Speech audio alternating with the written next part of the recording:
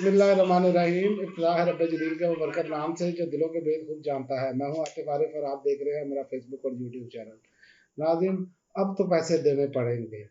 जो सोचा था उसके मुताबिक तो मामला हुए नहीं और ना ही वो होंगे, क्योंकि जजीज की अक्सरियत जो है वो डर चुकी है कि इंतखाबात तो होंगे और उधर दूसरी जानिब प्लान पे प्लान बनते चले जा रहे हैं और हर प्लान नाकाम होता जा रहा है। ये चाह रहे हैं कि सियासी शहीद हों, लेकिन वो सियासी शहीद भी अभी नहीं करना चाह रहे हैं। वो इन्हें तड़पा तड़पा कर जो है ना, वो जिसे कहते हैं तड़पा तड़पा कर मारना, ये उस तरफ मामला जा रहे हैं। सुप्रीम कोर्ट ने स्टेट बैंक को रकम के इजरा का तहरीरी हुक्मनामा जारी कर दिया। इसमें हुकूमत इन्वॉल्व नहीं, बराह रास्त स्टेट बैंक को इन्वॉल्व कर लिया गया है और स्टेट बैंक को ये जारी करने पड़ेंगे।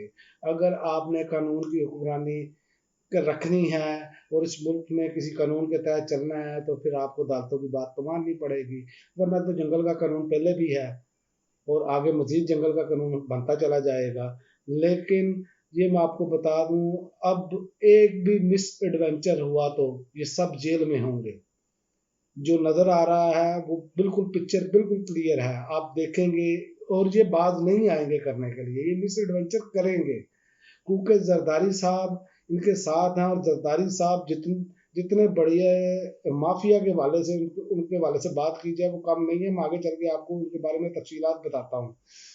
और दूसरी बात यह है कि निगरान हुकूमत की मुद्दत ख़त्म होने का मामला तरीके इंसाफ का इलेक्शन कमीशन से रजू करने का फैसला, और मैं आपको ये दावे से कह सकता हूँ कि इलेक्शन कमीशन ने इसको लटकाना है।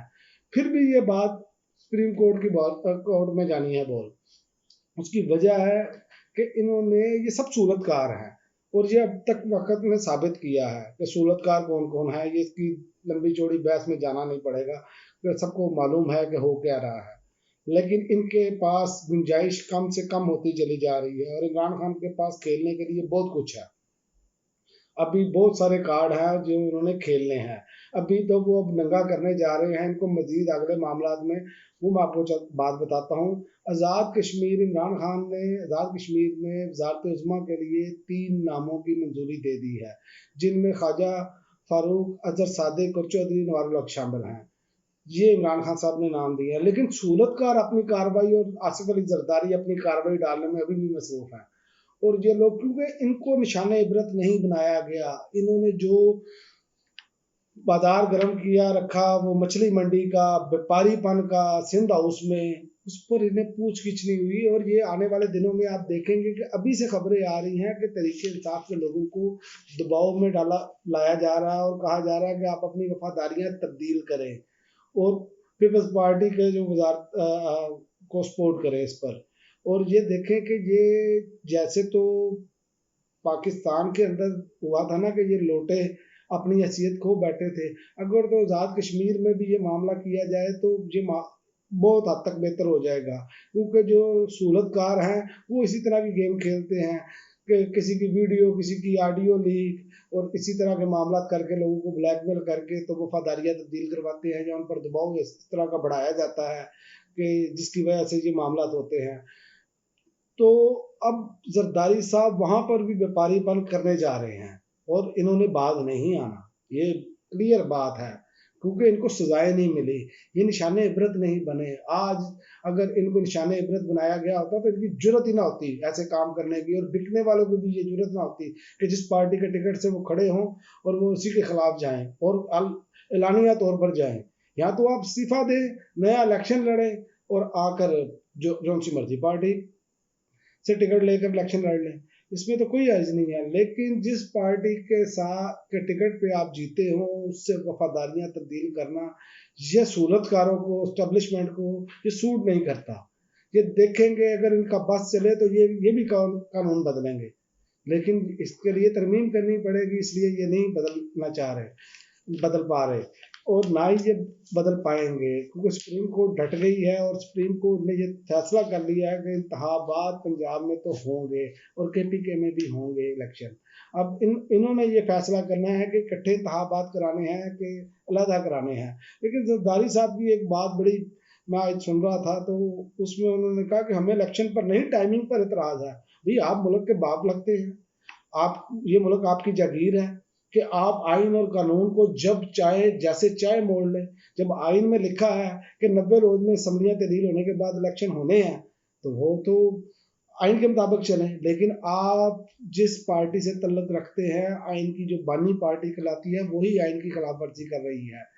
اور یہ جان بوجھ کر محترمہ بینظیر بھٹو اور ذوالفقار علی بھٹو کا نام جو ہے یہ بالکل ختم کرنا چاہ رہے ہیں. یہ وہ مورے ہیں جنہوں نے کہا کہ جن کا بھٹو زندہ ہے اس کو اب جب تک دفنا نہ لیں گے اس وقت تک ہم واپس نہیں ہوں گے. اور زرداری صاحب اپنی حرکتوں سے باز آنے والے نہیں ہیں. وہ چاہ رہے ہیں کسی نہ کسی طریقے سے بچہ جمہورہ جو ہے نا وہ وزارت عظمیٰ پر بیٹھ جائے. اس قوم کی آپ دیکھ لیں کہ تقدیر میں اگر بچہ جمہورہ وزارت عظمیٰ پہ لکھا ہے نا تو پھر ہم کیا کر سکتے ہیں. پھر اللہ کی رضا سمجھ کر اسے قبول ہی کر لینا چاہیے. لیکن اصل جو بات کرنے والی ہے وہ یہ ہے کہ ہمیں حسینی بننا ہوگا.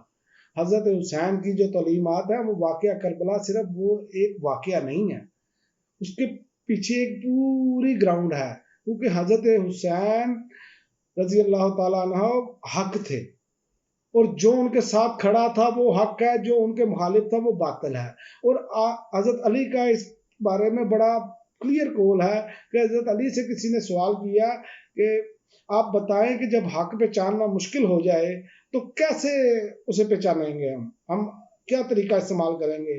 تو حضرت علی رضی اللہ تعالیٰ عنہ نے فرمایا کہ باطل کے تیروں پر نظر رکھو, وہ جہاں پہ گر رہے ہیں وہی حق ہے. اور حق پہچاننے کا بہترین طریقہ ہے, چاہے آپ کسی بھی جماعت سے تعلق رکھتے ہوں. اس پہ میں نہ تحریک انصاف کی بات کر رہا ہوں, نہ مسلم لیگ نون کی بات کر رہا ہوں, نہ میں کسی اور جماعت کی بات کر رہا ہوں. میں یہ بات کر رہا ہوں کہ عوام کے ساتھ جو ظلم ہو رہا ہے اس ٹائم, آٹے کے والے سے آپ تمام روزمرہ کی اشیاء کے والے سے دیکھ لیں جو ظلم ہو رہا ہے, آپ دیکھ لیں کہ کون تیر برسا رہا ہے, چاہے وہ طریق انصاف ہے چاہے وہ کوئی اور جماعت ہے. آپ ان باطل تیروں پر نظر رکھیں اور جو ان کے سہولت کار ہیں ان پر بھی نظر رکھیں, کیونکہ یہ سب کچھ سہولت کاروں کی مرضی کے بغیر نہیں ہو سکتا. یہ اتنے طاقتور نہیں ہیں, نہ ہی ان میں, پنجابی میں کہتے ہیں تپڑ, نہ ہی ان میں اتنا تپڑ ہے. لیکن آپ آئندہ آنے والے دنوں میں اب دیکھیں گے کہ آزاد کشمیر میں بھی منڈی لگنے جا رہی ہے, اور دوسری جانب پاکستان میں اگر یہ مزید کوئی ایسی حرکت کرتے ہیں تو پھر یہ جیلوں میں ہوں گے. اس کے علاوہ تو مجھے تو کچھ نظر نہیں آ رہا. اگر اللہ کی مرضی اور ہوئی تو انہوں نے اگر مسلط رہنا ہے تو پھر کچھ کہا نہیں جا سکتا. لیکن جو حالات ہیں, جو سارا کچھ نظر آ رہا ہے اس کے مطابق تو یہ ہے کہ اگر انہوں نے اب کوئی حرکت کی تو پھر جیلیں ان کا مقدر ہوں گی, تو پھر یہ ساری عمر جیلوں میں ہی گزاریں گے. اب تک کے لیے ناظرین اتنا ہی, اجازت دیجیے. اللہ حافظ. پاکستان زندہ باد.